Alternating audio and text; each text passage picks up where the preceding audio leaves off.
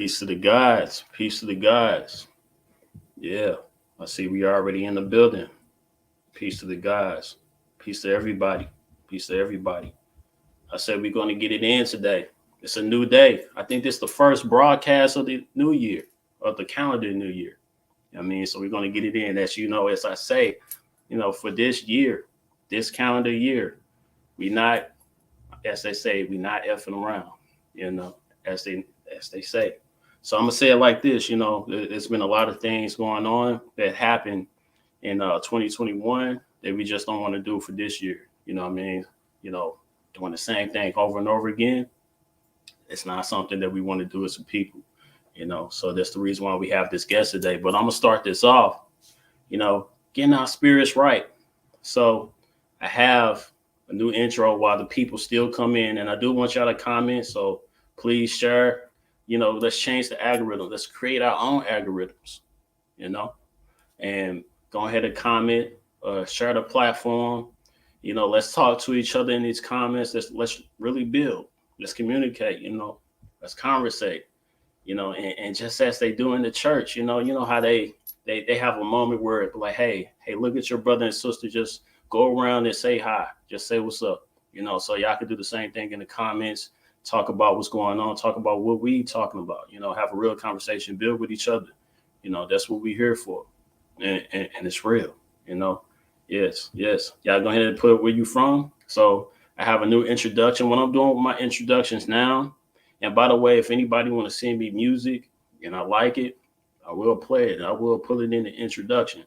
So as of right now, I'm playing my favorite group, United Front, So I'm going to go ahead and play that video while everybody come in, just relax, enjoy yourself, get yourself, something healthy. I would say get yourself a drink, but I know we're not doing it this year. We're not starting our year off wrong, stuff like that. You know what I mean? So if it is a drink, make it some water, coconut water, something healthy. We got to move into healthiness and, getting our mind right.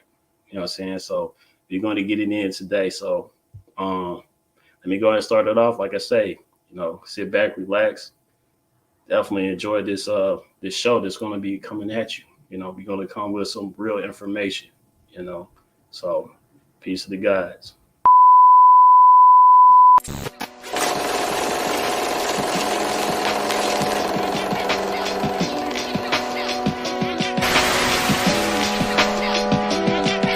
Since O on rat on O unless he gone in the membrane. Drank or smoked something that drove him insane. Since I don't do evil with plans to live like a true geezer, I won't succumb to tongue, gonna root evil. Got a reading from a Babylon, and he told me the path I'm on is like a Chinese banker that's lonely. So I cross T's and dot I's. Dead beef like a deadbeat pops. Pops that's not mine.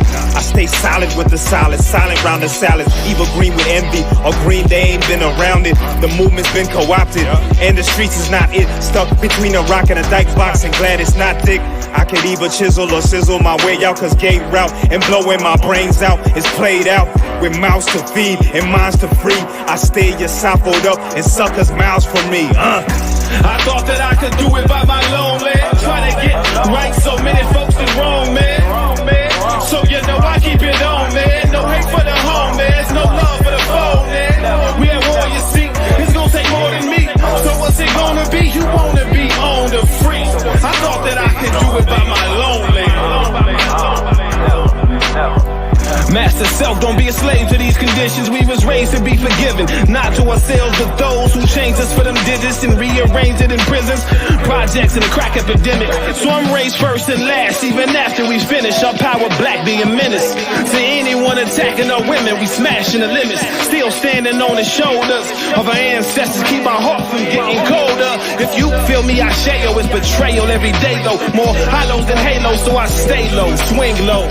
Sweet chariot, I'm gon' ride the liberation train, go and see Harriet. Ain't no fearing, take confidence and we wearing it everywhere we is. Stick to the script or flip the narrative. The symbols predicted our dominance. Me and my conglomerates. I thought that I could do it by my own, man. Try to get right, so many folks is wrong, man. So I keep it on, man. No hate for the home, man. It's no love for the foe, man. We at war, you see. It's gonna take more than me. So what's it gonna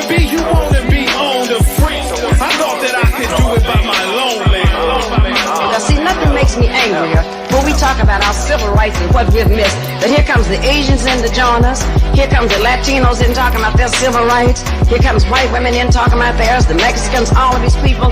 And I don't know if some of you are very, very young, but in my experience growing up in Tulsa, Oklahoma, I never knew that anybody who was sent to the back of the bus because she was a white woman.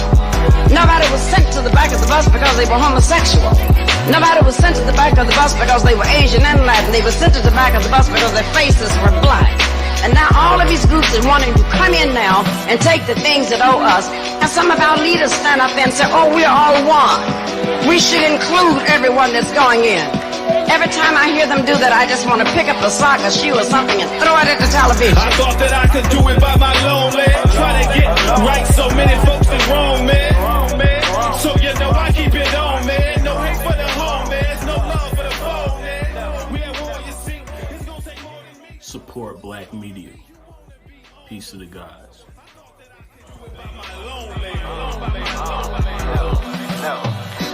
See, this is why I'm not mistaken by these leaders. See, anytime, first of all, you can't lead me when you call an organization rainbow because there's no black in a rainbow, as you all always know.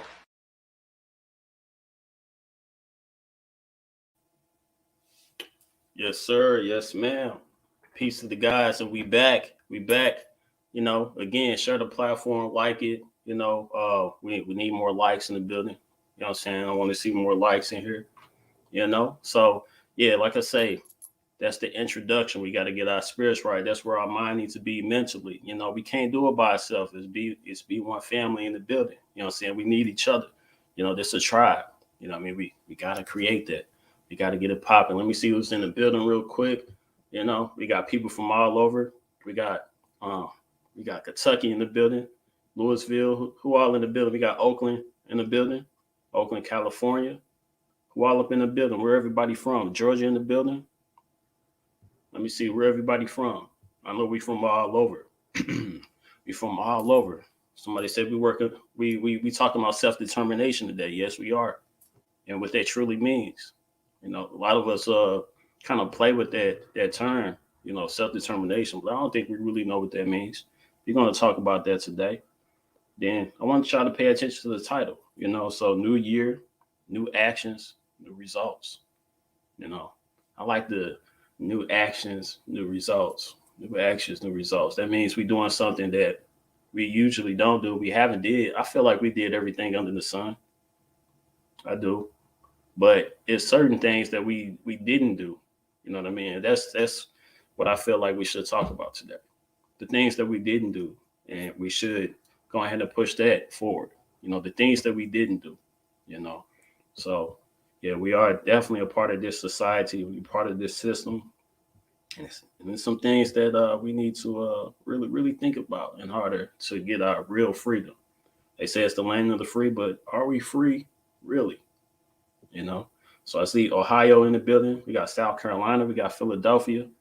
You know, we got Missouri. You know, that's where I'm from. Missouri, Midwest in the building. You know what I mean? All right. So we're going to go ahead and get started. So I tell you what, you know, I was looking at this broadcast from Major TV. Let's talk. Shout outs to Major. You know, had my brother Ramzu up in the building. You know, and it was a great build. It was a great build. You know, there's certain things in that conversation that I definitely want to talk about. Definitely want to bring it more to your attention. You know, some of the things he talked about it lightly, but we're going to get more into that. You know what I'm saying? I want to really have a conversation. That's usually how I conduct my lives. It's a conversation. You know, it's not an interview. We just bring you in to the conversation. I want to include you in the conversation as well. So I see you in the chat. I see your questions. And, you know, if you want to build with us, definitely do that, you know. So it's there. I see Maryland, Texas in the building. You know, you might as well say we got all the 50 states up in the building. So if you're overseas, go ahead and say that too. Go ahead and say that too. You know, I know sometimes we have people from Israel in the building that's living out there, brothers and sisters, stuff like that. Africa as well. Go ahead and stay where you're from. Don't be shy. Plenty of people in the building. All right. Self-determination. We're going to get it in. Without further ado, let me go ahead and bring up my brother, You know what I'm saying? Like I said, we had a great conversation where we did talk. We're gonna get it in. Oh, my bad, my bad. Dolores in the building. You know, got a shout out to the great sister, Dolores Taylor. You know what I'm saying? Hey, that's my beautiful sister. I love me some Dolores. Love you, sister. You know what I mean? Real talk. You know why? Yeah. We have our conversations, and man, it's a beautiful thing. But like she said, you know, like, share, you know, support the platform. Definitely. I need that. I need that support. You know, because without y'all, it wouldn't be. You know what I mean? And that's just real talk. So let me go ahead and bring up my brother. We're gonna get it in today. We're gonna have a conversation. And there we go. There he is, my brother, Ramzu. Can you hear me? Salute. Yes, sir. I can hear you. Can you hear me? Salute you. Yes, I can hear you loud and clear. Loud and clear. You know, so first off, I want to commend you for what you're doing. You know what I'm saying? We definitely going to get into a lot of the things that you put on the table for us, that you actually put in our viewpoint to actually see and to really think about and get into. You know what I mean? So salute you for everything that you're doing for our people. You know, you seem like you're not a selfish person at all. You know, and we're going to talk about the different personalities out there, you know, that exist today, you know, when it comes to different people's egos and things like that. You know what I mean? But I want to salute you. You know, I want to thank you for coming on the platform. And we want to get it in today. But first off, how are you feeling? How are you doing today? You know? I'm fantastic. Fantastic. It's good to be here on your show. Thank you for having me here, but I'm feeling good. I know we're winning as long as we're alive, we're progressing, and we know the inevitable. It was written, as some may say, that we will be on top. We just got to follow the script. But I'm feeling great. Absolutely. And that's a beautiful thing. So, you know, with the title, I know some things, the thing that you focus on completely is self-determination. You know, self-determination. So if we can talk about that real quick, because a lot of us, you know, we end up, although this is the English vocabulary, we still have our own definitions when it comes to things. You know, so self-determination. What did that really mean? You know, and what did that mean to you for our people? Well, self-determination, it just basically in a nutshell, it means self-government, being able to govern yourself, determine for yourself. Is even though a lot of us, we only get the word once a year during Kwanzaa, but that is erroneous definition. Self-determination, the self-determination principle and right that has liberated almost all peoples on the planet Earth is defined in laws, defined in the International Covenant on Civil and Political Rights, which is the top law of this country, ratified in 1992. And the first thing it reads is all peoples have the right of self-determination. By virtue of that right, they freely determine their political status and freely pursue their economic, social, and cultural development. So it means people have a right to say, look, we want to either continue to be subjects under an alien people, an alien system, or we want to be independent and govern ourselves. Where we live, not go off anywhere, where we live, if we are a majority in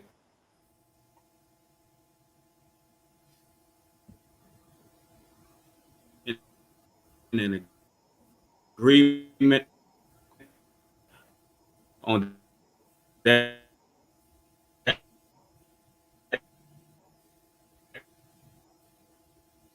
Okay, so I'm not sure if it's me.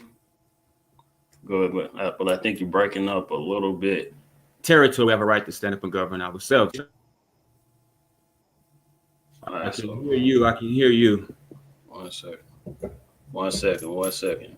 I'm not sure if that's me, but okay. So the people is saying that it's breaking up. Is that me breaking up, or is that brother Ramzu? Was that's interesting. You know, they tapping into stuff already. It just began. You know, let us speak. You know what I mean? Like I'm here if you can hear me. I can hear you now. But you were breaking up. Was Ramzu, the people? Let me know, was Ramzu breaking up or was it me? Because sometimes the playback it'd be different. You know what I mean? So I just want to be clear. If it was me breaking up, or was it Ramzu? If the people could actually say that in the comments, let me know what's going on real quick before we continue. Okay. So if you don't mind, I don't think the people, because it was breaking up for some reason. You know, I don't think the people actually heard exactly what you said when it comes to self-determination. Oh, There. I was just giving the definition of self-determination, which many of us have an erroneous definition that we get from Kwanzaa. The definition of self-determination as defined in law, the same principle that and right that has freed numerous nations around the world, including the founding fathers and the colonies of this country. And it reads in the International Covenant on Civil and Political Rights that all peoples have the right of self-determination. By virtue of that right, they freely determine their political status and freely pursue their economic, social, and cultural development. Meaning all peoples have a right to say we want to be under another people or we want to be independent and govern ourselves. That's what self-determination is. That's what's powerful for our people.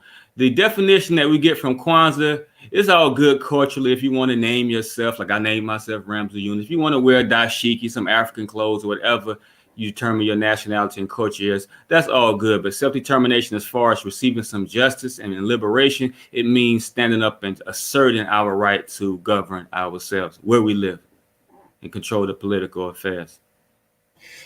Absolutely.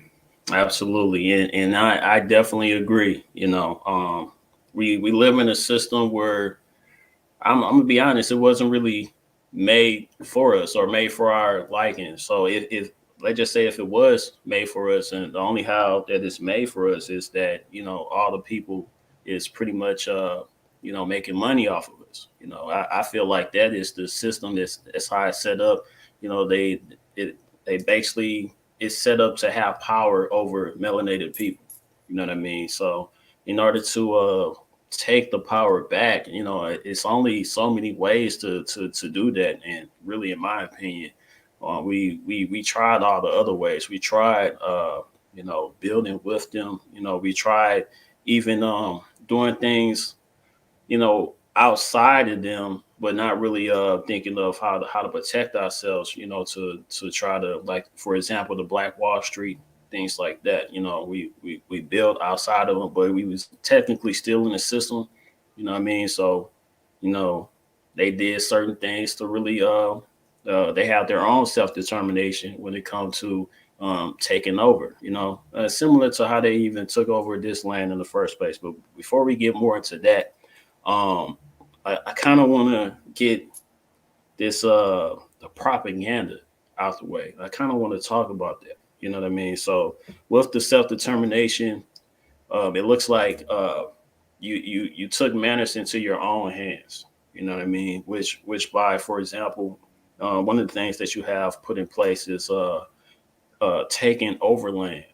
You know what I mean? So I think I seen a news clip of them saying that you are taking over a certain area. I think this was back in 2012, if I'm not mistaken. So you wanted to take over the area, you know, and you did it in a way where they actually got scared, you know. So they had the SWAT team, they had people really looking at you guys like, what are you talking about when you mean taking over? What did that really mean? Like, they don't know what that means, but what did that really mean? You know what I mean? So I want you to kind of talk about some of the propagandas that's out there about you, just so we can get that out the way and really build. So that's one of them, and then the housing, but we can get into all of them. So talk about what happened with you taking over, you know, a certain land at that time. Yes, I think it was a actually, time zone or something like that. yes, But yeah, it started in 2016. In 2012, I was still living in Zimbabwe, got you. thinking about America at the time. But take over, you know, our rights is something that we assert. You don't ask anybody for your rights. They are given to you. So you just assert those rights. As long as everybody's in agreement, if it's a collective right, like self-determination is a collective right. We have a right to come together as a collective and govern wherever we are. You don't ask for that. You don't say, we want to be a nation of our own. We want independence. No, did the founding fathers tell the British, we want independence, or they just said, look, we declare independence and we're going to act out our independence. And if you try to oppose or stop us from acting out our independence, then it's war. And of course, that led to the American Revolutionary War. That's what so when we entered into Detroit and said, look, we're asserting our right of self-determination. We're taking over as the law allows. The law allows the people, if they are in agreement, to collectively take over, to assert our right of self-determination. So once we said that and they saw we were amassing and rallying the people, then of course they were afraid.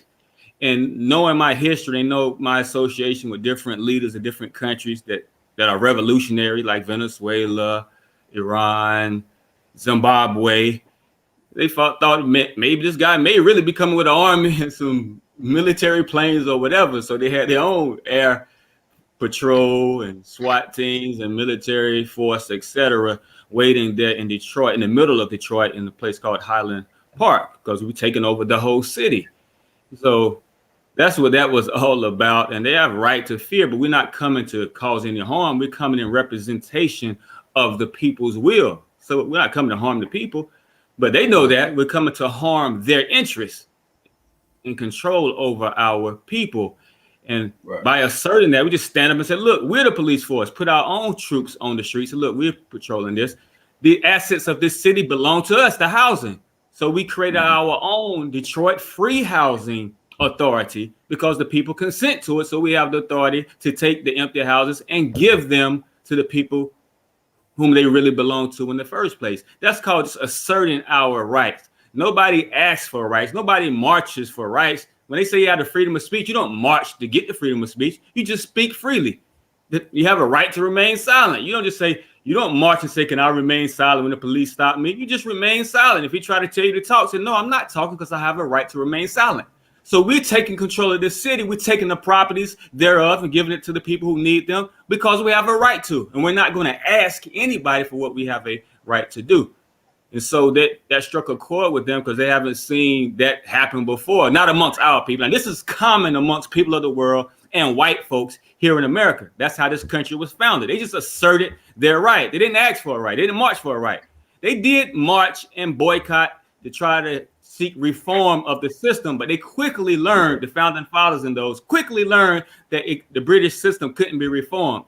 It was already corrupted anyway, so they decided to assert their right of self-determination. So if it's good for them, and that's the founding of this country, and even the law says we can do it, then that's what we're doing in Detroit. And of course, it will happen elsewhere once we make an example out of Detroit. Absolutely, and that's beautiful. You know, I seen a few things that happened recently. I think it was a couple of years ago, last year. It was probably a couple of years ago where I seen like Seattle, I think it was Portland, and different places in America where they actually took over, the people took over a land, and the police or the government couldn't even come in that land, you know, and it was lawfully, you know. So one thing that they did with the news was that, you know, of course they talk about like the brother from Seattle, they called him a warlord, you know what I mean? Mm-hmm. And it's just like how do you even get that name just off of doing something lawfully in Seattle? I mean, he was a rapper, he was an influencer, you know what I mean? But yeah. So you know what I'm talking about. So I was following stuff like that, and I think they had that area, that territory, for like a month or something like that. And the police wasn't allowed. Of course, they wasn't, you know, sending food, but the people out there, they decided to have self-determination. You know, they had their own farms. You know, they started to incorporate like the different businesses that was in the area. They were still getting a lot of business. You know what I mean? Even more business because it became a attraction for people coming out of town to just, you know, it was beautiful to me. But the way that the media came in. Go ahead. You was gonna say something? That's the media's job. That was the Seattle Capitol Hill Autonomous Zone. That's what it was first called, CHAZ, in Capitol Hill, the capital, which is Seattle of Washington State. The people showed the ultimate protest. The ultimate protest is to take over. If you don't like something, just take it over and change the conditions yourself. So they showed the ultimate protest. White folks did, and just took over the city. The mayor abdicated her position. The city council abdicated their positions, meaning they left their positions, even gave the keys to the city hall to the protesters because power is in the hands of the people. Trump chimed in and told the governor of Washington State and the mayor of Seattle, y'all better take that city back or I'm going to send troops in them. Trump's own people had to advise him, look, political power is inherent in the people. You can't even stop the people of Washington, D.C. if they decide to take over Washington, D.C. But the government even expressed that they were concerned that if Seattle was allowed to exist, what the people did to exist, then it will metastasize all over the country, and all dissatisfied populations will take advantage of that same right and do the same thing themselves. So that's why then they came with the media trying to twist it, make the people seem violent.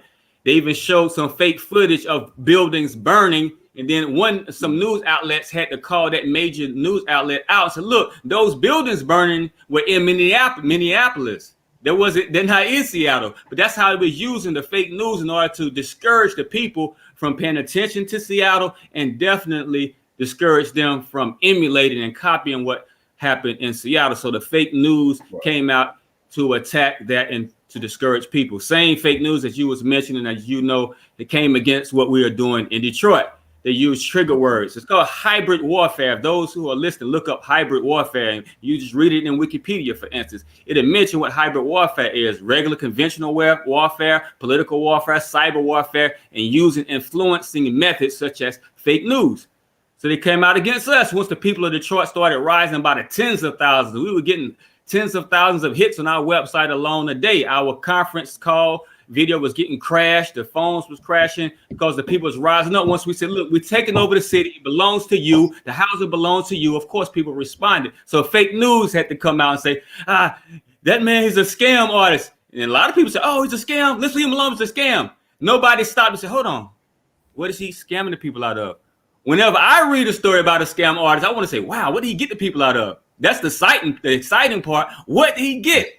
The people refused to even ask what I had got. If they found out, they know we don't ask for anything. And human people's rights is not a scam. But they will throw out trigger words. If you study political warfare, look up the word political warfare. If you study it, even on Wikipedia, it describes political warfare. And part of the techniques in political warfare is to use trigger words to cause the abandonment of the people from the political opponent. So the trigger word that he used in political warfare against Dr. King and those, for instance, was communist. Nobody wanted to associate with a communist, especially back then. So call Dr. King a communist in the media, and the people who holds the power will abandon him. So now the word they put out against myself and our movement was scam. It's a scam, and cause abandonment. So that's the propaganda they use, but that's part of hybrid warfare. And so we should expect the enemy who's been dishonest by nature is from the beginning. So we should expect those type of things and be ready to counter that. That's the benefit of having platforms like yours to help counter their propaganda and deception. Absolutely. And like you said, it's the echo. Let me see. Okay. All right. Okay. So, and I think it was something going on in your background, brother, that it was an echo, and it's off now. Okay. All right. So, and that's the thing. As a people, we should know about the propagandists, the different propagandists, and how they do things. So they did that to all of our leaders. They set out different propaganda schemes towards Malcolm X, towards the Panthers. That's the reason why I showed the Panthers in the video, because of that's when COINTELPRO was really in their bag. You know what I mean? When it comes to turning people against each other, when it comes to they were saying the Black Panthers was out there doing all sorts of things, robbing people, raping people. You know what I mean? And there's so many different things. So even when it comes to COINTELPRO, they had people being a part of the organizations to actually do things to discredit, different organizations. You know what I mean? So I just kind of want to let the people know that it's a full-on attack when it comes to all of our leaders. When it comes to any idea that we have that could liberate our people, they're going to attack that. So we got to get used to that. But like you said, have a way to that we can counter it. We could really counter it and really have our own propaganda. You know what I'm saying, for our own people. So what's for them is for them. I don't doubt them for putting that stuff out. Because they're not really for us. They haven't been for us in the first place. Ever since they first touched this land, they haven't been for us. You know what I mean? So that's what we have to understand. So it's important to always support the real, true Black media, because that's what we need to counteract exactly the media that's going on. But I see them say so much about our people. They called you a scammer. I had people calling me scammers. I'm like, what have I really received? So it's just a lot of trolling going on these days. It's just a lot put on the table. We just have to really be focused as a people. So just speaking on some of the things that happen, and even back then in 2016, I know that you was hit with some charges. They charge you for certain things. You know what I mean? And I just want to, because I kind of know what happened with the charges, and I think you're going in and out. Hold on. Can you hear me, brother? I can hear you. Okay. So I think you're kind of going in and out. Maybe my Your camera is visuals froze. frozen. Yes. Okay. So yeah. So so there's some things that happen. They charge you for, I think it was like 4 or 5 different charges. You know what I mean? So I just want to ask you, like, what happened with that? I mean, I know what happened, but I just want to talk about that. So they charge you for what you was doing. I think one of them. Let me see. So we have a disorderly conduct. We have a trespassing, disturbing the peace. Destructing, something about with an officer or something like that. But hold on, let me get my brother back in the building. Looks like we're having some technical difficulties. So hold on for a second, my people. Can you hear me? I can hear you. Can you hear me? I can hear you. Absolutely. So I just want to ask you about the charges, the 4 or 5 charges that you was hit with back in around 2016 or something like that. When you was making moves and doing what you was doing. I kind of want to see what happened with that. Well, some of the charges I represented myself and beat, and some of the charges I did, and they got me disturbing the peace. And disturbing the peace was the main one. Disturbing the peace, and the trespassing didn't stick. Most of them didn't stick, but they tried to get me with disturbing the peace. Anything to try to discredit and stop what I was doing. They had to come up with some charges, because the mayor in that part of Detroit, which is the middle of Detroit, Highland Park, he asked me to, when we had a gathering, of course, thousands of people started appearing, and he said, please call it off, and we're going to work this out. So I refused. Said, no, I'm not going to call anything off. We're going to assert our right here today. And he kept asking me, and then he sent the police chief over there to encourage me to call off what we were doing. So I told the police chief no. Then the police chief came back 3 times. And the last time he said, well, we're going to arrest you. I said, I grew up in jail, in prison. That's where I grew up. And literally, I did grow up in prison. I said, so I'm not afraid of going to jail. So that's when he got the black police, which was many of them out there, probably 40, 50, at least 50 of them were out there. They refused to do anything to me. So they had to get a white group of cops to tackle me, and they arrested me, and they placed those charges on me. But that's to expect it. In order to when you fight for liberty and to get liberty, you have to risk your liberty. You will lose your liberty. So that was to be expected. It was only a couple of weeks. People like Robert Mugabe spent 11 years in prison. Nelson Mandela spent 27 years in prison. So part of liberation is facing those kind of consequences. Absolutely.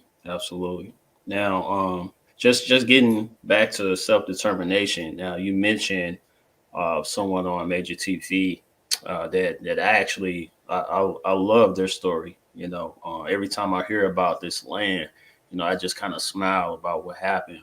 And I'm gonna talk about this other land as well. But you mentioned Fidel Castro, you know, so I don't think a lot of people truly know about Fidel Castro and Guevara, and how they really use self determination to get their land back.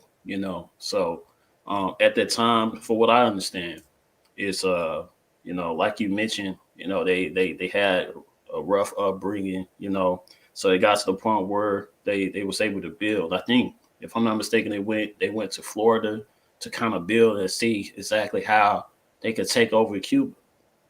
So they went into Cuba, and pretty much did what they had to do to pretty much get Batista up out of there. You know what I'm saying? So, after they took over the government, that's in Cuba, they end up setting everything up. So, that's how Fidel actually became the president, or the person over Cuba, because they actually took over. They took the American, all the businesses and everything that they really wanted to use, like you say, self-determination for their people out in Cuba. You know what I mean? So just understanding that story, and like, first off, I want to know your thoughts on just people, a person like a Fidel Castro, you know what I mean, and what that really means to our people to do something, similar to, how they reacted to getting their land back. Yes, that's the type of people that I love. Fidel. I had the blessing of being in his presence before. Those are the type of people that inspired me, men of action like that, men who are brave and courageous, who didn't even have a lot of support. As we know, when Fidel tried to run up, I think it was from Mexico, they went and re-strategized in Mexico. First, he ran up while he was living in the country in Cuba. He had some organization, his organization got together and tried to run up on one of the forts or something, and about all of them got killed. They put him in prison, but he was pardoned after about 2 years. That's when he left, I think, and went to Mexico or somewhere like that. And that's when they re-strategized and then relaunched and came up to Cuba again by sea. And almost all of them were killed again. So him and I think about 13 others, including Che Guevara, they ran into the mountains of Cuba, about 14 of them. And that's where they launched the struggle. Just those 13 or 14 people, and the rest is history. They represented the will of the people. So ultimately, whether the people were fighting with them, they knew that they represented the people's interests. So the people was definitely behind them, whether they were brave enough to be on the front line with them or not. So eventually, once you have the will of the people backing you, there's nothing really that can stop you. So people like that inspire me, and that's what we do. And as a revolutionary, and all of us who call ourselves activists, we are in representation of the people. Especially if it's revolutionary, trying to change the system for the better for the people. There's nothing that can stop us because we're in representation of the people, and the people's will is what's right. So those type of people like Fidel Castro, those serve as an inspiration to myself for even coming back to America to do what we're doing in Detroit and elsewhere. Yeah, absolutely. It's kind of interesting, out of the hundreds and hundreds of people that could have been fighting with them, only had, a small amount of number, but I think the government at the time thought they had hundreds and hundreds, the way they was, their strategy, you know what I mean? So but they didn't even you don't know actually who would come out of the woodworks, because the millions of people supported him, but just only a few was willing to stand up. But you don't know who may stand up and all of a sudden gain some courage and stand up in the middle of nowhere and be on their side. But there were millions of people in opposition, even hundreds of thousands or tens of thousands in other organizations at that time. Fidel was part of one of those organizations, namely the Communist Organization. But as Nelson Mandela, if you read Nelson Mandela's book, he explained to his own leaders Fidel Castro's situation, because Mandela was not the leader of the ANC. He was a youngster himself at the time. But he was telling his own leadership that, look, we got to do something different. We got to stop this just marching and all this kind of stuff. These apartheid white folks, they don't care nothing about that. It's not getting us anywhere. We got to take it to another level. But I'm talking about this because some of our organizations feel the same way. They talk, well, we're going to wait till we get to a certain level of strength. So Nelson Mandela said, we will never get to the strength of our oppressors. We got to work with what we got against them. I don't care if it's rocks. He said, then he gave his own leadership in the ANC in South Africa an example. He said, you see Fidel Castro. He said his own communist comrades who were activists against the dictatorship in Cuba, they were trying to wait for the perfect time and get more people and all this kind of stuff. They didn't want to chance it against them, against the Batista dictatorship. But Fidel Castro, he took the chance with what little he had, and he triumphed. That's how Mandela actually got his party to agree to step things up a notch. Same thing with us here in America. We're not going to get no conditions favorable for revolution. That's why we have a revolution, because the conditions are not favorable. You're not going to get more troops than America. You're not going to get no fighter planes like the American government. You're not going to get any of that. But what you do have above the American government is the will of the people supporting you. So work with what you got, especially when they give you a right to do it. Did the American founding fathers have more air power, or not air power, have more naval power or ground power than the British Empire? The British Empire against 13 little colonies. But those men knew that they had rights. So they stood up for them and took the most powerful empire in history to date at that time to war and won. They didn't wait for favorable conditions. When would their favorable conditions ever meet and match the British Empire? They couldn't have. They just had to fight with what they had and be bravehearted about it. And that's what they did. And that's what we have to do as a people here in America. Those who claim that we're revolutionaries, not reformers. Reformers want better things, want to make the system better. But those who claim to be revolutionaries want a system of our own. Just do it. Let's just do it. Absolutely. Absolutely. You know, one thing I think about is because you mentioned revolutionaries, a lot of people call themselves revolutionary, call themselves activists, you know, and say that for their people. But I feel like in a way they really believe in the system. You know, a lot of us are surprised exactly what happens to some of our brothers and sisters once they get caught up in the court system. You know, they throw our brothers and sisters like football numbers, like years to years for something very small. A lot of our brothers and sisters didn't even do it, but they be accused for it. They say, no, you look like you did it. You know, I'm white and I say so. And you're going to jail just because you look like it. You know what I mean? We need we need a face, and this face just so happen to be yours. You know what I mean? So it's a lot of our people, they go out and they ask like, hey, you know, do something about this system. Do something about this system. You know what I mean? They go out and pick it. They show up signs, you know. They screen the Black Power, you know, and they really beg, almost in my eyes, begging the system, you know, to change. You know what I mean? Yeah. And I personally don't think that's the way. But you know, what do you have to say about the people that just ask for, you know, our freedom? Mostly what we know, most of all the revolutionaries, and we have some real people that's in these organizations, they're really about that life. They just don't know what to do. I was about that life myself since a youngster. Since I came into the movement or got conscious, I just didn't know what to do. So I looked towards leadership, and it's the leadership who were not as brave as the foot soldiers that kept the foot soldiers at bay from what to do. That's what's called controlled opposition. They seem to be in opposition to the government, but they will never do anything that threatens the existence of that government. They are black power, black power. Well, when you say black power, that means you're going to take political control and exercise black power. You're not going to chant black power, then go back home under white power. You come to take power. You come to assert your power. You don't take, you already have the power. Just assert that power. So people that join these movements and out here screaming and marching, they don't know really what to do. The leadership may know what to do, but they're just afraid of doing anything. Some of them believe in the system. They're reformists. They don't really want a revolution. They just want the system to do better. And you can see by the actions that we take. We march, and when you march and when you protest, even if you call them names, that means you are validating their power. See, okay, go out and call me names. That means you're validating that I'm over you. So you mad at Papa. You mad at your daddy.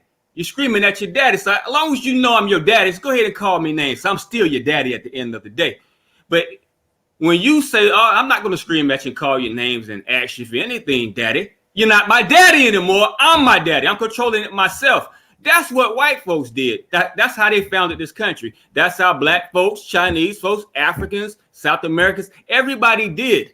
We're the only ones sitting here still screaming against the system instead of asserting our rights to take control over where we are. You want reparations?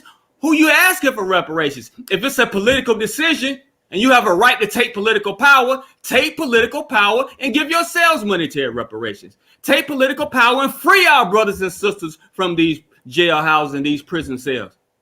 If the political power put them in there, the political power can take them out. Just assume that political control.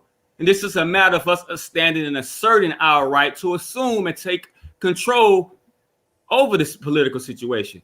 We just are not doing that. And our leadership, they have us on a treadmill seeking to beg the system and validate the power of that system. We don't have to do that. We just stand up and assert what we have a right to assert. And that's what the move for self-determination is all about, as it has been for all peoples, including the founding fathers of this nation. Yeah, I think one of the problems for our people is it's more like it's more like a "what have you done for me" type spirit. And what I mean by that is, they really trust in the government for their benefits. You know what I mean? So we have so many organizations, for example. We got these, because back in the day, the church actually used to be something revolutionary. You know what I'm saying? A lot of revolutionaries used to go in the church. They used to say exactly what they want to do as the people. But nowadays, most of the churches, if not all, falls under 501c3, fall under these different government benefits to get whatever money or to get whatever. You know what I mean? So we got the church, we got different groups, that fall under these government programs and so many other things. And it's actually said in a lot of these government programs that you can't really say what you want to say, So it's almost like even that's a controlled opposition. You know what I mean? So one thing that hit my mind is I'm like, yo, we got all these organizations that believe in the same thing, but there's no unity, It's like we got a church on every corner. Not one church is building with another church to actually, take over these cities. I'm saying they can do it just by paying for stuff. Everybody putting their money together, you know what I mean? Something. But yet all of these churches in these communities, it seems to be the worst communities that you can walk down the street of. You know what I mean? So like liquor stores on every, we got, I mean, it's just crazy how there's no unity. It almost make you think like, is it set up that way on purpose? You know what I mean? So confusion is in the air. Confusion of what to do. So when you don't have, and we spoke on that on major TV last night, when you don't have a purpose, a unity of purpose, then there's no unity, period. So what is the objective of the church? The objective of the church in Jesus' time, back in those times, the church was a revolutionary organization. Matter of fact, it was organized for revolution. That's what the church in those days was organized for, to rebel against the system and to replace the system. That's why they were politically persecuted. You don't find any religious persecution in the scriptures. It was all political persecution because the purpose of the church and the prophets or messengers of God or apostles organizing the people was to take over the government. That's why Jesus was charged with sedition, trying to take over the government. They were not charged with trying to create a new religion, bring a new God, because the people all believed in the same thing, just that there was corruption and the leadership needed to be replaced. So those were revolutionary moves being made by the church organizations. That's why they were persecuted. That's why Jesus said, look, in my name, you will be persecuted. You will be put in jail. You'll be brought to court before kings, etc. Are any preachers being put in jail nowadays? No, they're not, because they're not executing the purpose of the church, was to bring revolutionary change to the society. So they're not being persecuted, and nothing is changing for the betterment of the people. They're just like the temple rabbis or Sadducees, whatever they called them in the Bible, who sold out to the government of that time. It was a Roman colony, so they sold out to the colony. As long as the colonizers provided them with leadership positions, some government funding, etc. Even back then, they was doing the same thing. So they sold out to the system, and they dare not oppose or assert any dissent against the system or preach about any dissent against the system. So we have the same thing to this day. And people don't even know what the church is about. Why did Jesus get crucified? So, and why even the people next to Jesus, they weren't thieves that got hung on the cross. They were revolutionaries against the system. That's why they got hung. It was all about rebellion against the system. So the church needs to find its roots, go back to its roots of being revolutionary, not the roots of just singing kumbaya, etc., but the revolutionary roots that John the Baptist, that Jesus and them exercised and practiced. Absolutely. It's interesting that you said that about the church, but I feel like ultimately, we're doing that on, the same thing that the church does, sing and just, like pretty much in my eyes do nothing. It's almost like it's just a feel good type thing. You know what I mean? So we do the same thing when it comes to our brothers and sisters on the streets when they ask for something, saying Black Power, they're doing all these chants. Teach. Go ahead. It feels good, you know what I mean? But what do it really do? What do it really do? You know what I mean? So, and they goes on with the pastor in the church today. They sound good. The personalities, it's amazing. Oh, we love this guy. You know what I mean? We love this guy. It's the same thing when we talk about, some of these so-called leaders, these revolutionaries, and they sound great. What they saying is amazing, but what are they actually doing? You know what I mean? And then year after year, you think about like, okay, what did we actually achieve from this person saying this and that and the third? Someone that actually lifted up my spirit and actually got my mind thinking like, oh, we should be out of the system. But why am I still in the system? 10 years, forgive me. Years, 20 years later. You know what I mean? So I didn't mean to just pick and single handedly or just single out the church. Like you said, it's all of our organizations, even our revolutionary organizations. They have lost their purpose as well. Some organizations were founded upon revolution, but now they're only reformist. We got organizations that have been there for 90 years, 100 years, haven't changed not one single thing in the conditions of the people. They haven't changed our conditions at all, but they're still in existence because they have lost the original intent. The church lost the intent. I'm going to go ahead and say the Nation of Islam lost the intent. Master Fard Muhammad came to Detroit in 1930 to declare independence and nationhood. He started building a military to assert that, called the FOI and MGT. But now where is the intent and actions to go for independence in the Nation of Islam? What about other organizations? Some organizations in the new Black Panther Party, I see that the number one point says self-determination. Where's the actions towards self-determination? So I love our brothers and sisters in all of our organizations, but we got to go back to the mission statement and focus on the mission statement because the organization is right and exact. The intent is right and exact. But have we lost folks and gone off track from the mission statement? So now we're not even on the same mission of independence that these organizations were on for self-determination. We're trying to reform a system. That's why you have members of our organizations, revolutionary organizations, voting in Pharaoh's system. That's like reading the Bible and God telling the children of Israel, don't go and possess like what you told them to. Go and possess and take over. Y'all go back to Pharaoh and vote. Y'all go back to Pharaoh and march. Y'all go back and chant Hebrew power. He said, nah, go back and possess some territory and run it yourself. And that's why there was many wars in the Bible. It's about territorial control and governing self. And if anybody opposed that government of self, then there was war. You don't war trying to tell your enemy to include you and to treat you right. That's not a revolution. That's why Malcolm X pointed out to us 60 years ago or so. All revolutions is about land, territory. You're not trying to be included in this system. So have we abandoned Malcolm X? Have we abandoned Marcus Garvey? Have we abandoned the original intent of the Nation of Islam, the Black Panther Party, the Republic of New Africa, all of our revolutionary organizations? Even the SCLC, the Southern Christian Leadership Conference of Dr. King, because right before they assassinated him, he said we've gone from civil rights to human rights. He said we've gone from an era, we must move from reform to revolution. That's his exact words. But as soon as he got murdered by this government, what did his right-hand men do? Almost all of them joined the government that killed their brother. So we have been taken off track from our original intent. of our organizations. And that's because the leadership who took the reins of our organizations took it off track. Maybe because they were afraid, they were demoralized, they saw their comrades die. They don't want to die like that. So they suffer from demoralizations, and they took us along a path based on their demoralization. But we're ready. We ready. We want all the smoke, as they say nowadays. It's just the leadership. They don't want the smoke, and the foot soldiers are on a path behind leadership that's taken us off course. Absolutely.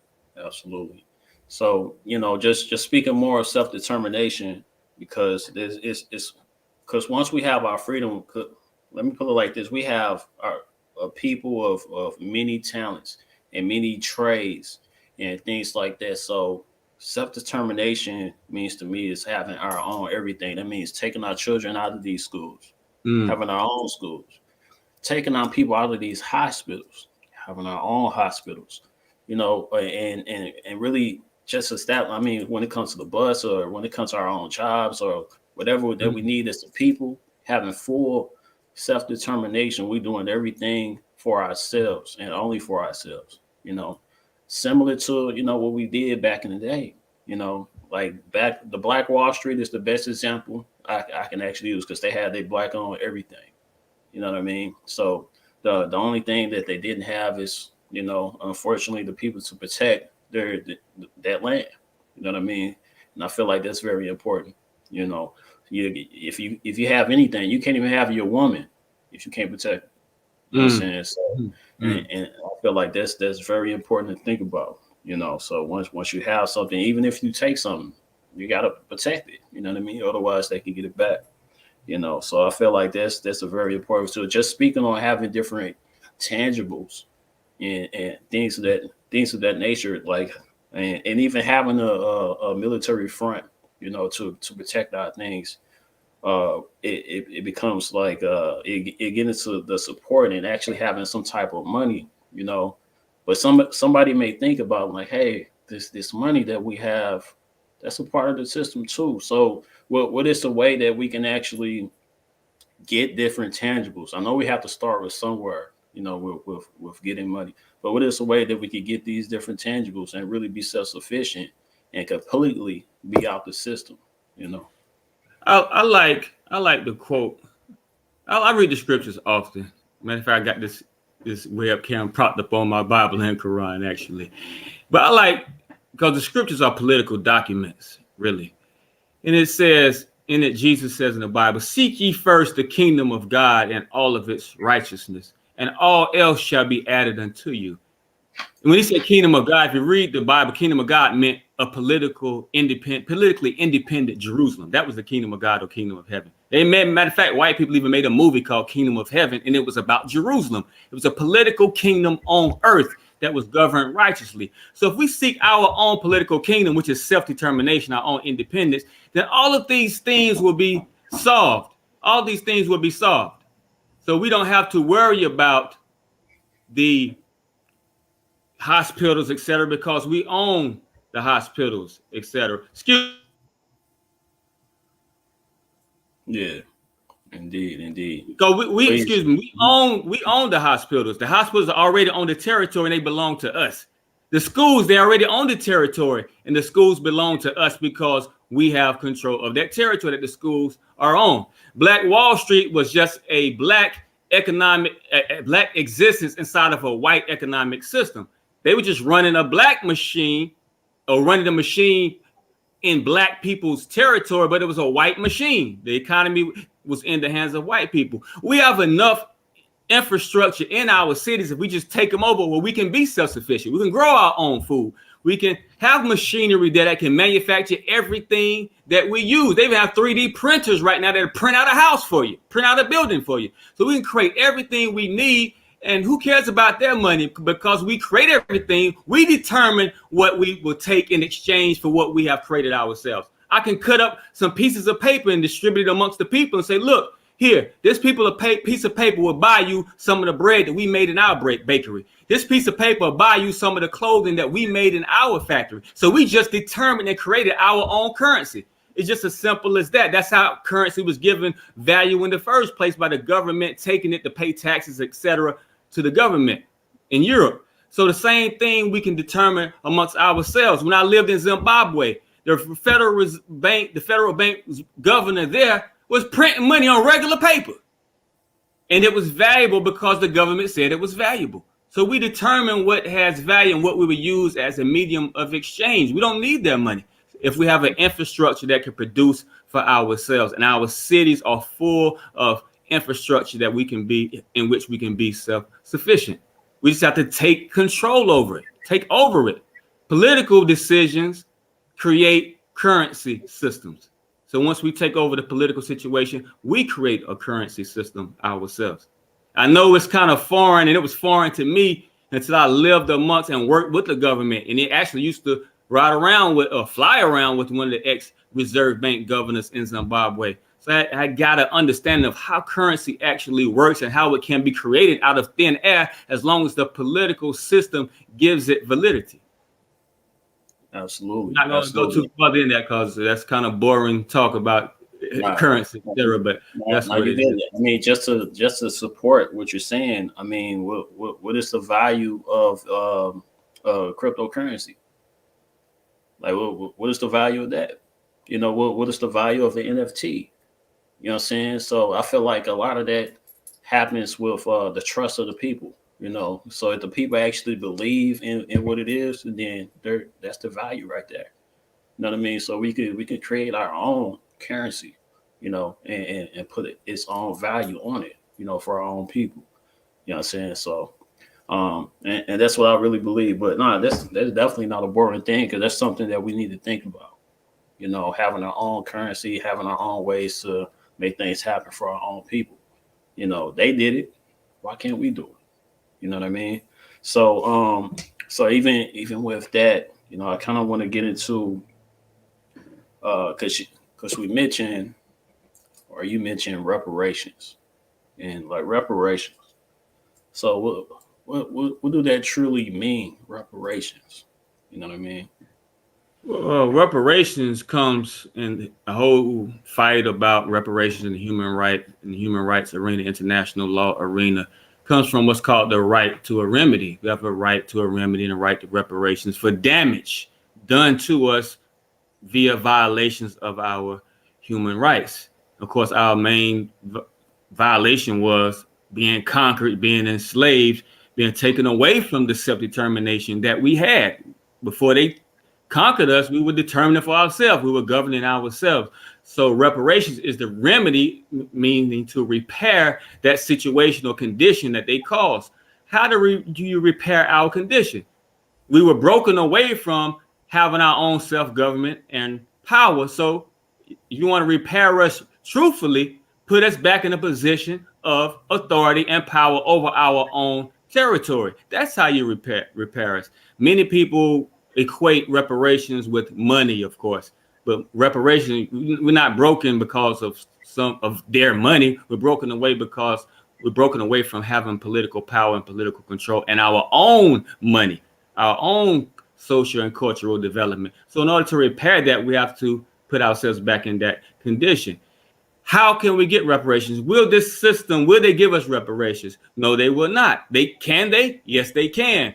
Do you want to continue to wait decade after decade after decade after decade after decade asking for reparations when you have a right to assert your self-determination, take over the territory yourselves, and repair yourselves via political control, and also can give yourself a monetary reparation stimulus? If a city like New York, for instance, is worth $5 trillion, you take over the city, you leverage the assets, you don't even need $5 trillion, and give everybody probably $100,000 a piece to spend within that system. Detroit, Chicago worth $4 trillion. So do we have to ask them for reparations? If it's a political decision, let's take political control and make that political decision for ourselves. And we will really be repaired, because we are self-governing again, and we can have a monetary stimulus to stimulate our personal economy.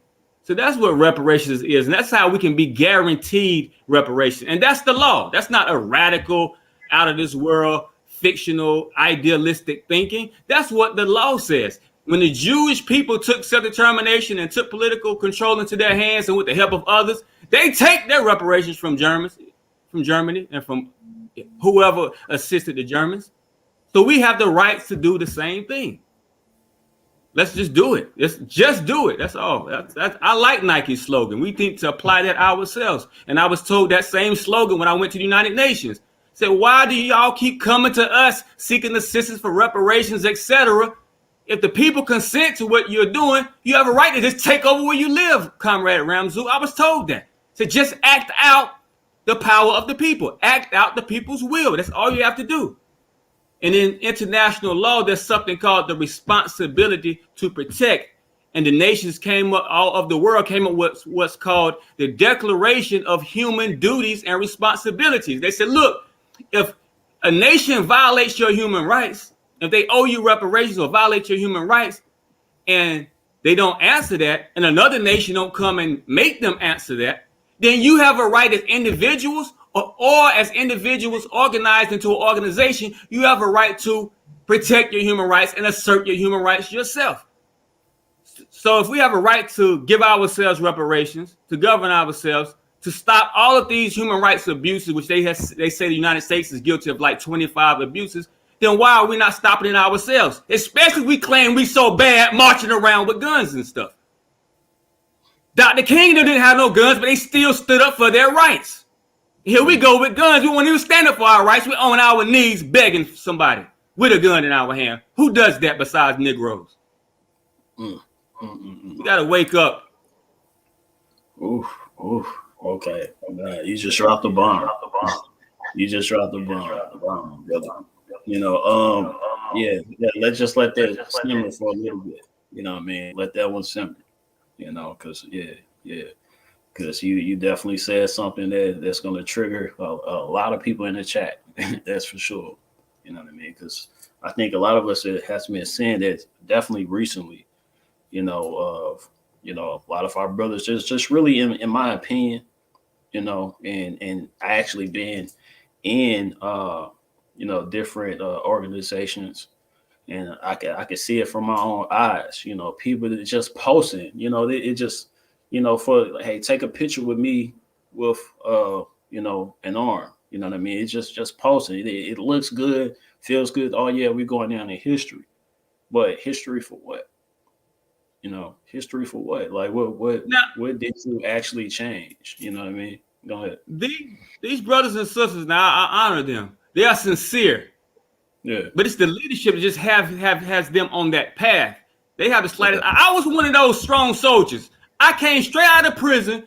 I was already in there serving some years for shooting somebody. I came straight out and bought a gun, SKS, ready to go to war. I was ready, but I didn't know what to do. I looked toward the leadership to say, okay, what do we do with this gun? What do I do with my energy and my zealousness, if you want to call it that, my zeal? What do I do with it? The leadership would just come to my speech and hear me speech. Come to my march and march with me. Come stand with me and make me look good because I got a lot of soldiers like yourself around me. They didn't say, look, we're going to take these numbers that we have. Instead of marching around in a place like Ferguson, we're going to put officers, our own troops on the parameters and declare independence and say, we're taking over Ferguson because of what happened to Mike Brown. Instead of marching, we're taking over Washington, D.C. We're taking over Baltimore. Because the people don't know what to do. There's the foot soldiers who are out here, the numbers that are out here with the guns and following behind these leaders, they don't know what to do. Sometimes the leaders don't know what to do. So it's a matter of let's really sit down and analyze how do we move forward. That's why we said we asked for a topic, the subject of this, the title, New Year, New Actions, New Results. We got to do something different. Something different. The founding fathers of this country did something different. They were marching too. They were boycotting too. But it netted no results. So they had to do something different. What was different? They declared their independence and fought for it. And now they're independent, the most powerful nation in history. What different did the people in South America do? What different did people in all over Asia do? What different did the people all over Africa do? They did the same thing we were doing. They were marching and stuff. That's why Mandela talked to his leaders and said, look, we got to stop all this marching and stuff. We got to take it to another level. So they said, no, we're going to assert our right to be independent. And if anybody come in opposition to this right, then we go to war. And we have a right to war. We have an actual black people in America. If they try to stop us from taking over our cities, we have a right to kill everything in our path that tries to stop us. That's what you do with your guns if you want to bust that gun so much. But we saying, no, don't go out busting your gun. Stand up and ready to protect your assertion. Just assert your control and let them know, look, we are lawfully asserting our control over where we live. We're taking over these schools, these hospitals, these buildings, these houses, and if you try to stop us, please, first of all, learn the law, officers. I know you don't know nothing about the law. Learn the law before you let your wicked, corrupt bosses send you after us to try to stop us, because you're going to get killed trying to violate somebody's rights. We put them on notice for that, and we just simply assert it. But the foot soldiers out there, I love our brothers and sisters that are marching, the foot soldiers marching around with guns. I love seeing that. They just have to be put on the right course and utilize their capacity. We have a lot of capacity. We don't have to build no capacity. We have the capacity already there. The capacity just needs to be channeled and used the right way. Absolutely. Yeah, you're 100% right. You know, especially when it comes to leadership. I think being a part of these organizations, that was a lot of the brothers and sisters' sentiments. We were like, yo, this leadership is not where it's at. Maybe we should just do something on our own and so on and so forth. You know what I mean? So that's definitely something. But even with the just do it part, for example, I'm gonna use this as an example. You know, because at some point I got tired, because really it's being bullied, and it's, you know, like I don't like the bully type of energy. You know what I'm saying? So when it comes to the traffic, for example, and I was like, why are they saying that we have? I had to think about this. Why are they saying that it's a benefit to hop on a road? You know, that you have to get permission from the state to actually drive, you know, and stuff like this. So I came up with some information, you know, and I'm like, you know what, we really do have a rights to travel, you know, and we can do what we want to do. We just have to do it. You know, so I ended up taking off the license plates off of my automobile, you know, end up getting rid of my license, not even using the license, you know what I mean? So like for 4 years, I've been traveling without a license plate.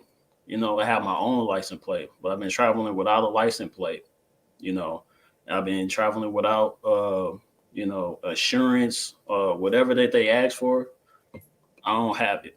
You know what I'm saying? And it's not for them anyway. If I wanted insurance, I could put insurance, but there's no license plate, no insurance, no registration, you know, no nothing. You know what I mean? And, you know, I don't even get bothered. You know what I'm saying? They see my type of license plates and they don't even bother me, which is not a license plate. Really, it's a non-commerce type plates that I put on the back of my automobile. So once they see that I'm DOT exempt, you know, exempt from what they're doing when it comes to commerce, they don't even bother me. But I used to get pulled over all the time once I have something slightly wrong with my license plates. You know what I mean? So they just, you know, something that I practiced, you know, I just went out there and did it. I stopped talking about it, but I just went out there and did it, you know, and I don't even get bothered. They don't pull me over. They see my place all the time. They don't bother me. You know what I'm saying? And I've been doing that for 4 years straight, you know, and it's no problems. But, you know, that's one of the things that we have to think about. It's just like you get some information and you believe deep down in your heart that's what you should do. Go do it. You know what I'm saying? Go do it. And a lot of things is trial and error anyway. You know, if something come to your way, the best thing to do is to really research exactly how and to really do it next time. That doesn't mean stop. That doesn't mean do something else. You know what I mean? That means keep going for what you believe in. You know what I mean? And I feel like that could be a very powerful thing. Now I want to ask you, because you mentioned that you went, you know, overseas, you touched down on these different lands. What is the importance of actually having with practicing self-determination? You know, what is the importance with building with these other countries, you know, with your self-determination? You know what I mean? Building with these other countries and per se having them to back up what you're doing. Is it any importance in that, or? It's not really any. It's important to have relations with other peoples and other nations, but we don't need any backup from them. The only credit I give them was giving me this perspective by being, Dr. King said, I've been to the mountaintop. I like saying that, but not the mountaintop he was talking about. The Honorable Elijah Muhammad said mountaintop means the top, means government, means top of government. So I've been working with these other governments at presidential level in other countries. So sitting in a president's office or a minister of finance office, a minister of defense office, a general, the whole army of the nation and stuff, that's the mountaintop. So I've been there and I was like, hold on. We can do this same thing ourselves. And they used to talk to me about our struggle over here. Like, this was y'all supposed to be struggling for, to be self-governing. I don't know what y'all leaders are doing and guiding y'all upon over there, but this is what you're supposed to be striving for if you're on oppressed people. So they gave me that perspective. So that's what I credit them for. And by being in those countries, I learned, because I was at the mountaintop and I said, I will have nothing less. I will struggle for nothing less than being at the mountaintop myself and my kind in America. So it's when I came back to America and launched this. But it's good to have the relations with those nations, because all nations should have relations amongst each other for benefit, for mutual benefit. Of course, the relation of America with everybody else is not mutual benefit, so that they can exploit other people's lives and economies, etc. But we don't need those other nations to do what we're doing. Matter of fact, they need to support us for their own benefit, because they are under hegemony, or they're under imperialist domination from this same country. But if we took control over where we live as Black people, then we would be the superpower, and America would not have the power to dominate these countries in the wicked manner that they dominate them in. So it's in their interest to help us. It's in their interest to help us. Absolutely. And so what I want to do right now, because we reached past the hour mark, I usually have my conversations for an hour, and then I want to leave the questions for the people if they have any specific questions, that they want to ask or bring to the table. I wanted to open up the floor for them, just bringing in the questions. So if I want to type that in the chat, type in your questions in the chat, and I could post it. We could just kind of go from there. So today, again, we're talking about self-determination. Of course, it's a new year. We have to incorporate new results. You know what I'm saying? So we've been doing the same thing for a while. We have to incorporate new results. And I feel like the new result is to be self-determined on what we need to do. All right, so let me see here. Let me see all right. So I'm gonna post this, and my brother, you could go ahead and answer it. I think the question is for you or both of us. You see that there? Yes. If people want unification among our people, why down any faction instead of educating them? No, definitely don't down any faction. But critique. You have to critique the moves of everyone, even yourself. That's why even on our conference calls, we say, look, any critique, because critique is part of perfection. If I'm doing something wrong, critique it so I can better it. If I'm sincere, not egotistical, I will take critique. And definitely it's proven that we need some critique, because what we're doing is not taking us absolutely nowhere. So we need critique as organizations, especially organizations that have been in existence for a long time. You better have some critique in order to move forward. So we're not downing any organizations, but we are offering critique so that we can straighten our act up and so that we can get different results. And this is a question I just popped up in my head. We're fighting to really get out of this system that really have self-determination. How important it is to actually know the laws of this land. You know what I mean? How important is that? It's not important at all to know the laws of this land. The laws of this land is international law. The number one law you need to know is you have a right of self-determination. Because when you have the right of self-determination, you have a right to get rid of the whole legal law system and determine your own law system. So that's the most important law we need to know, which is international law, which also is national law, because they submit themselves to the supremacy clause, meaning international law is supreme in this country. So just knowing that we have a right of self-determination, we have a right to say, look, forget your system. I ain't got to learn all of those codes. I have a right to create our own codes, to declare our independence away from your code. So why do I need to know the rules of your game when I'm creating my own game? So we don't really even need to know any of their laws besides their law that includes the right of self-determination as well. Mm-hmm. And someone put, and I don't think this is a question, but I want to ask this question as well, just based on what someone said, because what they said is consistent critique seems to be the reason why we never get anywhere, So like, what do you think? Because we are people that live in our egos, and once we hear something that we don't like, all of a sudden it's a problem. You got a problem with this person. Well, that means something's wrong with your personal character if you can't accept critique. I accept critique because that's why I'm on the mission I'm on now. I changed course because I accepted the critique that was coming my way. I analyzed it. Hold on, you're right. I'm not gonna get into my ego. Oh, I'm doing this right. Oh, hold on. Let me look at what I'm doing. Is it net any results? No, it's not. Can it net any results? No, it cannot. So I had to change. So that critique had to come and it changed. Like I just mentioned Nelson Mandela earlier. He critiqued his party. Did they change course? Mugabe and Zimbabwe, all of them were critiqued. They had to critique themselves, critique each other's organization and the leadership of their organizations. And then they were able to move forward. Or either they dropped off and split up and said, look, you remain with that. And we're going to do this and we're going to liberate our country because we are critiquing. You don't want to accept the critique.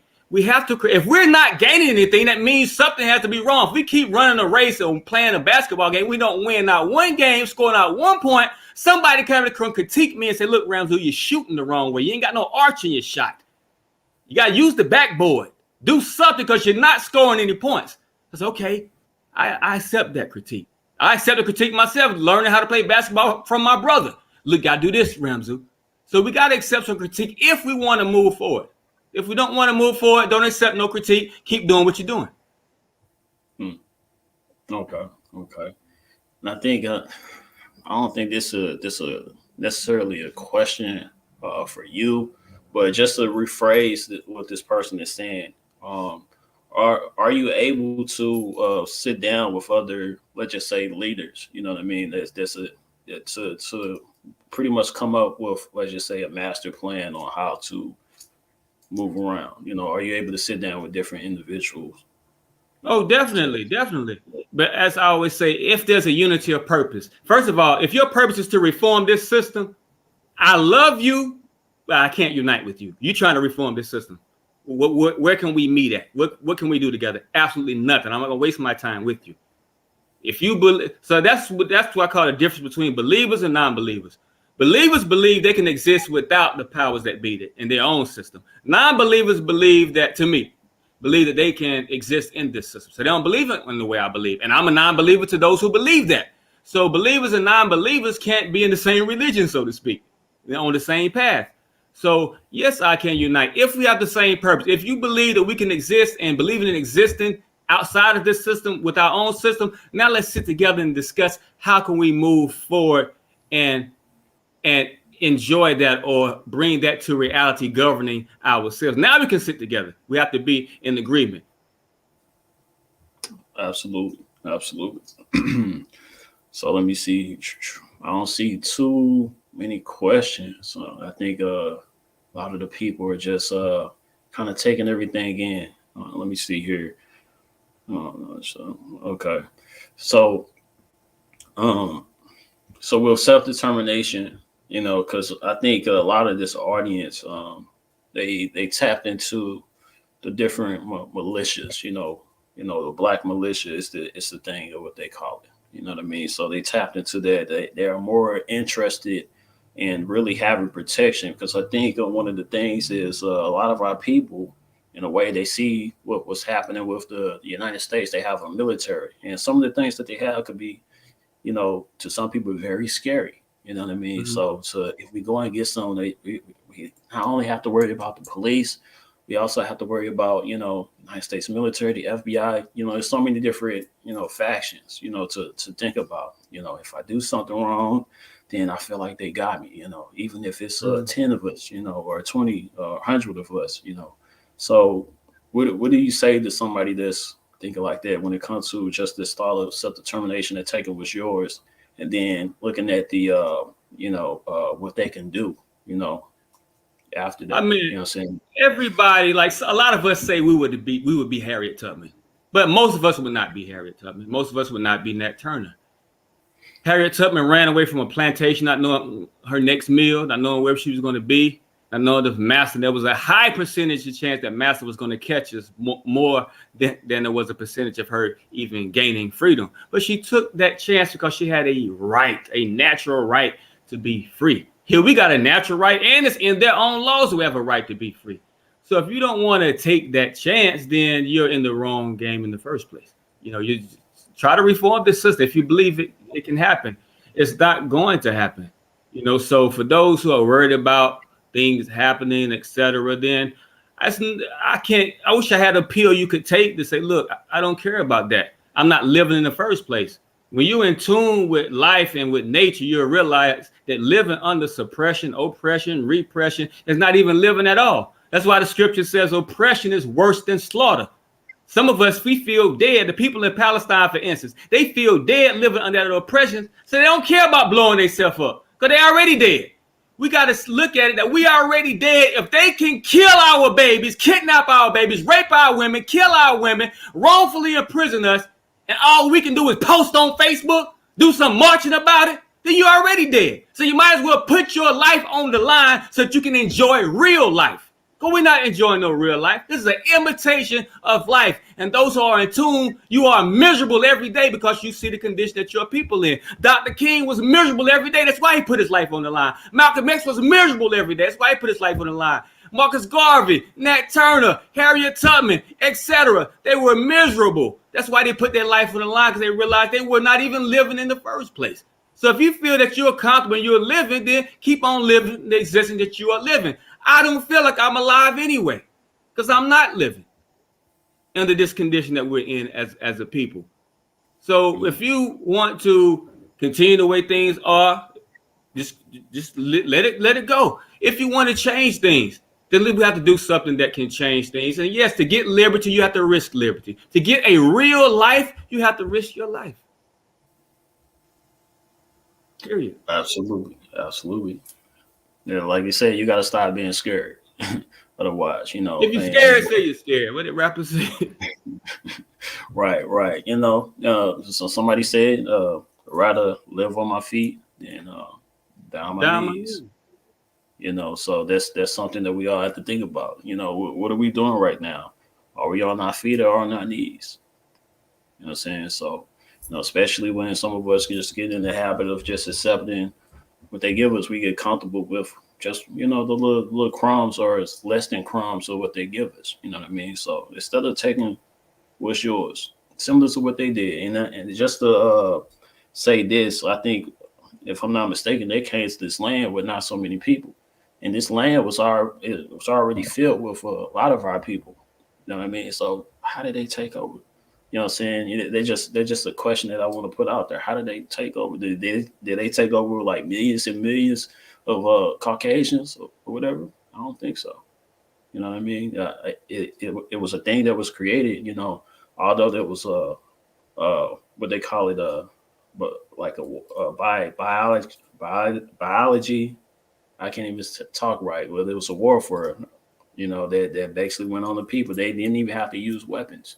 You know what I'm saying? But they also use a tool called trickology, you know what I mean? To be able to change their mind and control their mind, you know what I mean? So it's really, they didn't even have to use guns like that to take over the land. You know what I'm saying? They just had their own self-determination to be able to do what they needed to do. And, the rest is history right now. You know what I mean? So we have to create our own story. You know what I mean? So because if we don't, then hey, we just left on our knees at the end of the day. So I feel like brothers like this, brothers like you, it's important with the information that you're putting out. And of course, you're not just putting out the information, you're actually doing the work, So you in the news, they talking about you, so that's the indication of like you're actually doing this. A lot of people out there, they're just talking, They just talking. We don't really see them doing any work at all themselves. You know what I mean? So that's something that we all should kind of look at when it comes to different leaders or whoever we want to be behind. You know, what are they actually doing? What is your leader actually doing? You know what I mean? So, and like you said, it's okay for them to be critiqued. You know, not anybody is perfect.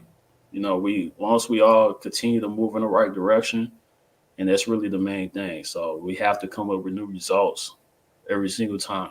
You know what I mean? Okay, I did this, that didn't work. Let's come up with a new result. Let's try this. If that doesn't work, try again. You know what I mean? And keep trying until you get it.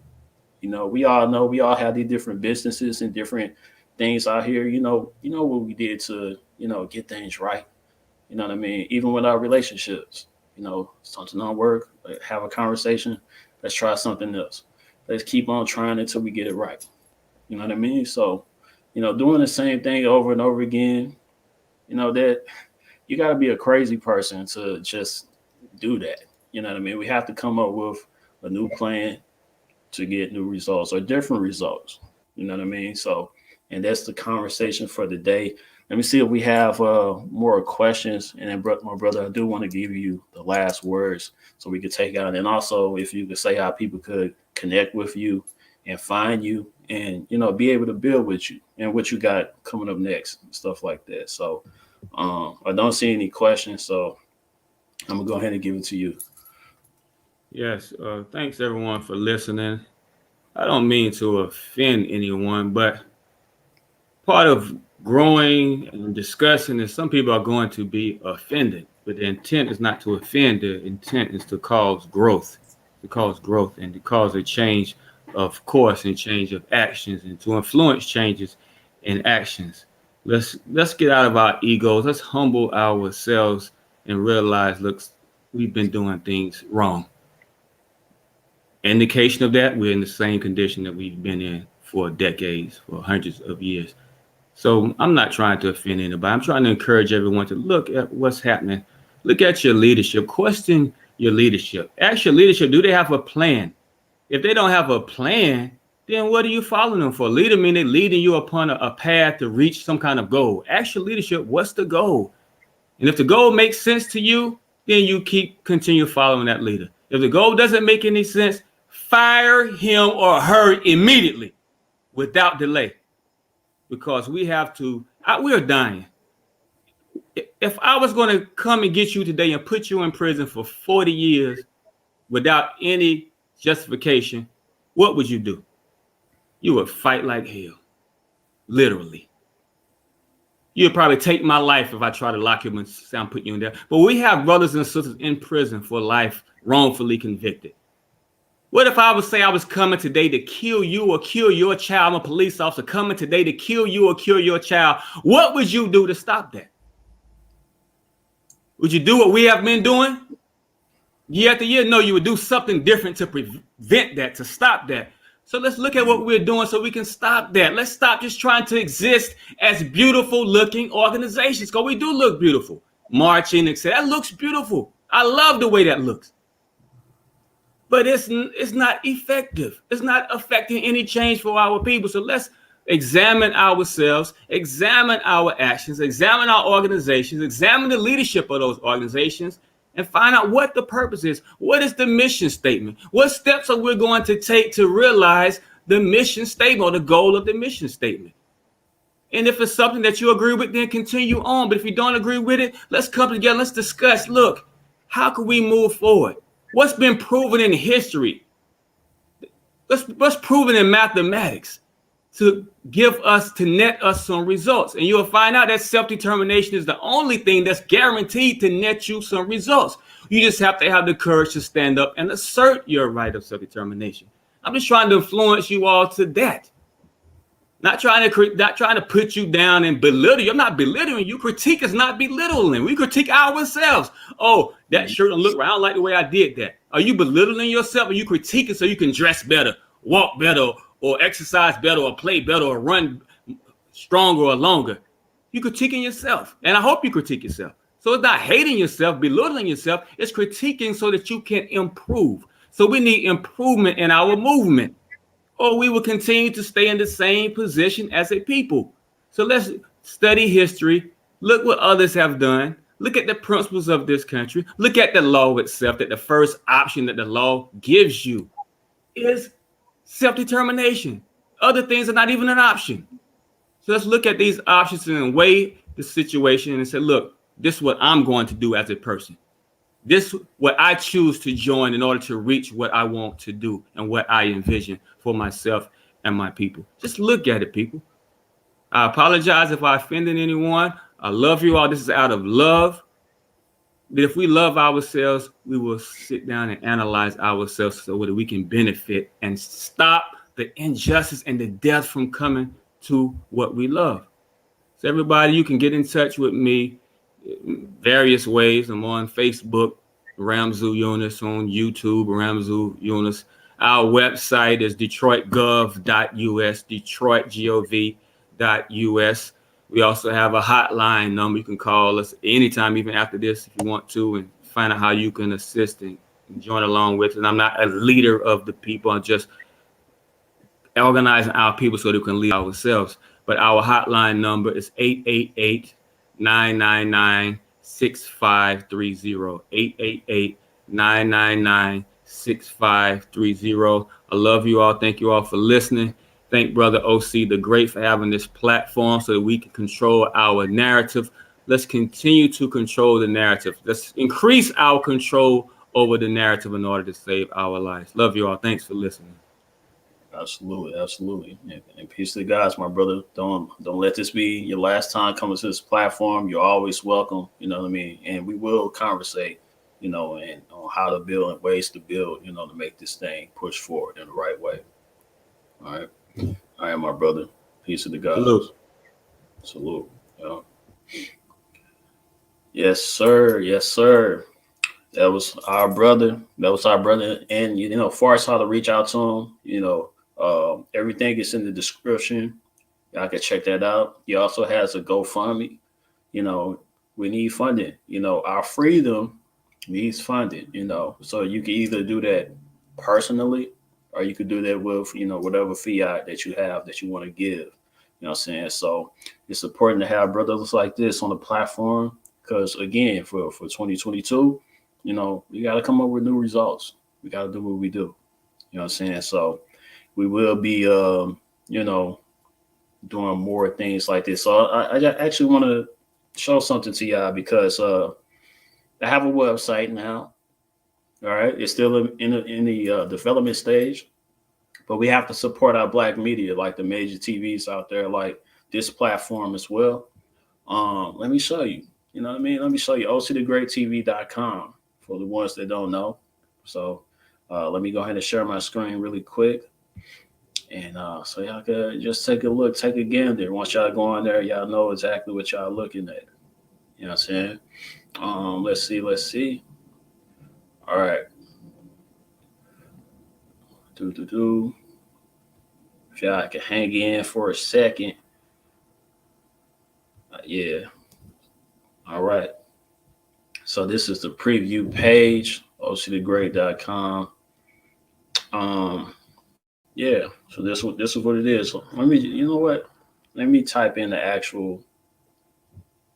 We're gonna do it like that because I want to show y'all because it's in the development stage. Because eventually they're gonna want to shadow ban us. You know what I'm saying? They ain't gonna want this information to go out, so we have to create our own stuff. You know, self-determination, things like that. So we're creating our own website. It leaves you to still be able to know exactly what's going on. You know, so I will set up different links so we can actually see everything, you know, even if they decide to shut down this page for whatever reason. You know what I'm saying? So, you know, we have to come up with our own social media platforms, really. You know what I mean? But we also have to be self-determined to make things happen regardless, you know, of what happens, you know. So I just wanted to make this happen. And also so the people that actually want to support, you could definitely support, you know, through this website as well. All right. So that's what this looks. You know, we got OCTheGreat. You know, you could put in your email, so you can actually get alerts. So it's still in the development stage. We'll have more, but if you check these tabs, you go to videos. It even shows some of the latest videos. That this is how you support. You click that link to support. It'll show some of the latest videos. It just has to be updated. But also, it also has a OCTheGreat TV merch. You click on that link and you'll be able to see some of the merch that's being offered. So y'all go ahead and enjoy that. Check that out.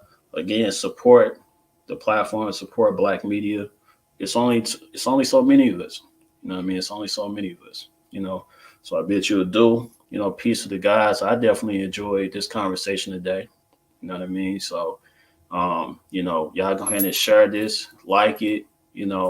Yeah, I give y'all permission to cut out certain points and, posting on your own social media platform, whatever you like this man said, go ahead and post it on your own platforms. Really push out the information. All right. So, y'all go ahead and continue to build. I'm going to sign off. Till next time. Again, my quote of this today is we have to be more business. We need more business, which means self-determination to me. More business over entertainment. All right. More business, less entertainment. More business, less entertainment. I'm going to leave y'all with that. Peace to the gods.